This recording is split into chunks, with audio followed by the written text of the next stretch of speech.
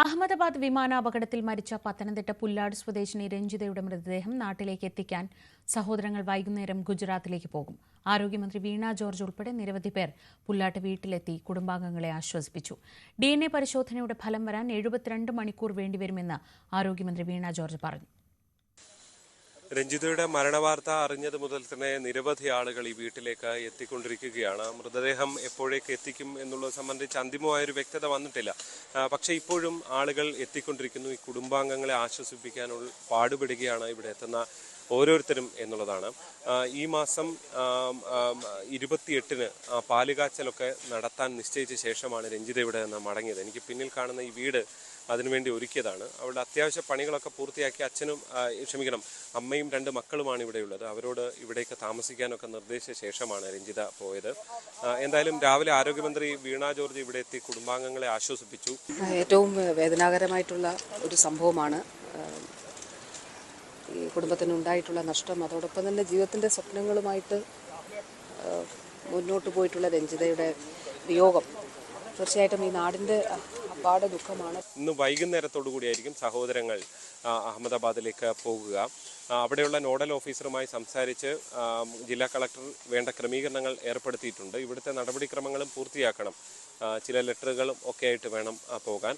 ആദ്യഘട്ടത്തിൽ മൃതദേഹം തിരിച്ചറിയാൻ കഴിയുന്ന അവസ്ഥയാണോ എന്ന് പരിശോധിക്കുകയാണ് അവർ ചെയ്യുക. അതിനുശേഷമായിരിക്കും ഈ DNA സാമ്പിൾ കൊടുത്ത ശേഷം മാത്രമേ ഇത് തിരിച്ചറിയാൻ കഴിയുകയോ എന്ന് നോക്കുക. എന്തായാലും DNA പരിശോധന വേണ്ടിവരും എന്നതാണ് ഇപ്പോൾ മനസ്സിലാക്കുന്നത്. 72 മണിക്കൂറിനുള്ളിൽ മാത്രമേ ഇതിൻ്റെ ഒരു അന്തിമമായ വ്യക്തത വരൂ എന്നതാണ് ആരോഗ്യമന്ത്രി കൂടിയായ വീണ ജോർജ് വ്യക്തമാക്കിയത്. കുടുംബം വലിയ പ്രതിസന്ധിയിലുള്ള കുടുംബമാണ്. അമ്മ ക്യാൻസർ രോഗിയാണ്. 2 കുഞ്ഞു മക്കളാണുള്ളത്. 10ാം ക്ലാസ്സിലും 7ാം ക്ലാസ്സിലും പഠിക്കുന്ന മക്കളാണ് ഉള്ളത്. ഒരുപാട് പ്രതിസന്ധികളെ അതിജീവിച്ചാണ് രഞ്ജിത ജീവിതം കരുപ്പിടിപ്പിച്ചത് എന്ന് തന്നെ പറയേണ്ടി വരും. സർക്കാർ ജോലി ഉണ്ടായിട്ടും സാമ്പത്തിക പ്രതിസന്ധി വല്ലാതെ ഉണ്ടായിരുന്നു. ഒരുപാട് പ്രതിസന്ധികളെ ജീവിതത്തിൽ അഭിമുഖീകരിച്ചാണ് രഞ്ജിത ഇതുവരെ എത്തിയത്. മക്കളെ ചേർത്ത് പിടിക്കാൻ ഈ ഓണത്തോടുകൂടി നാട്ടിലേക്ക് മടങ്ങിയെത്താമൊക്കെ എന്നൊക്കെ മക്കൾക്ക് വാക്ക് കൊടുത്ത ശേഷമാണ് രഞ്ജിത അവിടേക്ക് പോയത് എന്നുള്ളതാണ് മടങ്ങിപ്പോയത് എന്നതാണ് ഈ ബന്ധുക്കളൊക്കെയും പറയുന്നത്. എന്തായാലും ദാരുണമായ സംഭവം വലിയൊരു ദുഃഖമായി, വലിയൊരു ആഘാതമായി കുടുംബത്തിന് മാറുന്നു, ഈ നാടിനാകെ മാറുന്ന സാഹചര്യമാണുള്ളത്. പുതിയ വീടിന്റെ പാലുകാച്ചൽ ചടങ്ങ് ഈ മാസം 28-ന് നടത്താൻ തീരുമാനിച്ചാണ് രഞ്ജിത കുട്ടികളോട് യാത്ര പറഞ്ഞ് മടങ്ങിയത്. മക്കളുടെ ആഗ്രഹം പോലെ ഈ ഓണക്കാലം തൊട്ട് നാട്ടിൽ ഉണ്ടാകുമെന്ന് ഉറപ്പും നൽകിയിരുന്നു.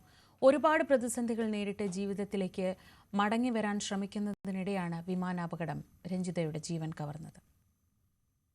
എല്ലാ പ്രതിസന്ധികളെയും തരണം ചെയ്തുകൊണ്ട് രഞ്ജിത നിർമ്മിച്ച സ്വപ്ന ഭവനമാണ് എനിക്ക് പിന്നിൽ കാണുന്നത്. ഏറ്റവും ദുഃഖകരമായ കാഴ്ച ഈ മാസം 28-ാം തീയതി പാലുകാച്ചൽ നടത്താനിരുന്നതാണ്. അവിടെ ഒരു പന്തൽ ഒരുങ്ങേണ്ടതായിരുന്നു. അതിനു പകരം ഇപ്പോൾ രഞ്ജിതയുടെ മരണത്തിന് അന്തിമോപചാരം അർപ്പിക്കാൻ എത്തുന്നവർക്ക് കാത്തിരിക്കാൻ വേണ്ടിയുള്ള പന്തലാണ് ഒരുങ്ങുന്നത് എന്നുള്ളതാണ്. വലിയ പ്രതീക്ഷകൾ, അതായത് ഒരുപാട് പ്രതിസന്ധികളെ തരണം ചെയ്തതാണ് രഞ്ജിതയുടെ ഒരു ജീവിതം. ആ ജീവിതത്തെ അതിജീവിച്ചുകൊണ്ട് ഒരുപാട് സാമ്പത്തിക പ്രശ്നങ്ങളൊക്കെ അതിജീവിച്ചുകൊണ്ട് എത്തിയവരാണ് ഈ ഒരു കുടുംബം. അതിനെ അതിജീവിച്ചുകൊണ്ടാണ് ഇങ്ങനൊരു വീട് നിർമ്മിച്ചത് എന്നുള്ളതാണ്. ഈ മാസം 28-ന് അച്ഛനോടും മക്കളോടും, രഞ്ജിത നാട്ടിലുണ്ടാവില്ല, അച്ഛനോടും മക്കളോടും ഈ വീട്ടിൽ ഈ ഒരു ഹൗസ് വാമിംഗ് ചടങ്ങുകൾ ഔദ്യോഗികമായി നടത്താൻ പറഞ്ഞിരുന്നതാണ്. വലിയൊരു ചടങ്ങല്ല, നിർമ്മാണം ഇനിയും പൂർത്തിയാകേണ്ടതുണ്ട്. പക്ഷേ ടൈലിൻ്റെ ജോലികളടക്കം പെട്ടെന്ന് പൂർത്തിയാക്കി തൽക്കാലത്തേക്ക് താമസിക്കാൻ കഴിയുന്ന ഒരു നില ഉണ്ടാക്കിയെടുക്കാനാണ് അവർ ശ്രമിച്ചത്. തൊട്ടപ്പുറത്താണ് പഴയ വീടുള്ളത്. ആ വീട് നമുക്ക് കാണാം. വളരെ സാധാരണമായ ഒരു ഓടിട്ട വീടാണ് അവിടെയുള്ളത്. ആ വീട്ടിലാണ് രഞ്ജിതയും 2 മക്കളും. 10ാം ക്ലാസ്സിൽ പഠിക്കുന്ന മകനുണ്ട്, 7ാം ക്ലാസ്സിൽ പഠിക്കുന്ന മകളുണ്ട്. അങ്ങനെയാണ് കുടുംബം ഉള്ളത്. അതിനിടയിലാണ് അവിടേക്കാണ് ഇങ്ങനൊരു ദുരന്തം വന്നത്. മനസ്സിലാക്കാൻ സാധിക്കുന്നതനുസരിച്ച് രഞ്ജിതയുടെ അമ്മയ്ക്ക് ക്യാൻസർ രോഗിയാണ്. അതായത് ഈ 2 മക്കളുടെയും ഈ അമ്മയുടെയും ഒക്കെ ജീവിതം മുന്നോട്ട് കൊണ്ടുപോകാൻ വേണ്ടിയാണ് രഞ്ജിത വിദേശത്തേക്ക് പോവുകയൊക്കെ ചെയ്തത്. ഇവിടെ ഈ കോഴഞ്ചേരി താലൂക്ക് ആശുപത്രിയിൽ ജോലി ചെയ്തിരുന്നു. പക്ഷേ ഒരു സാമ്പത്തിക പ്രതിസന്ധിയൊക്കെ വന്നതോടുകൂടിയാണ് ലീവ് എടുത്തുകൊണ്ട് വിദേശത്തേക്ക് പോകുന്നത്. ആദ്യം ഗൾഫിലും കഴിഞ്ഞ ഏതാണ്ട് 1 വർഷമായി UK-യിലും ജോലി ചെയ്ത് വരികയായിരുന്നു. ഈ അവധി ഒന്ന് നീട്ടിയ ശേഷം കുറച്ചു കാലം കൂടി വിദേശത്തേക്ക് നിൽക്കുക. മക്കളുടെയൊക്കെ ആഗ്രഹം അമ്മ അടുത്തുണ്ടാകണം എന്നുള്ളതായിരുന്നു. ഈ ഓണത്തിന് വീണ്ടും വരും, അതിനുശേഷം നാട്ടിൽ പരമാവധി വേഗത്തിൽ ഉണ്ടാകാം എന്നൊക്കെയാണ് രഞ്ജിത മക്കൾക്ക് നൽകിയ ഉറപ്പ്.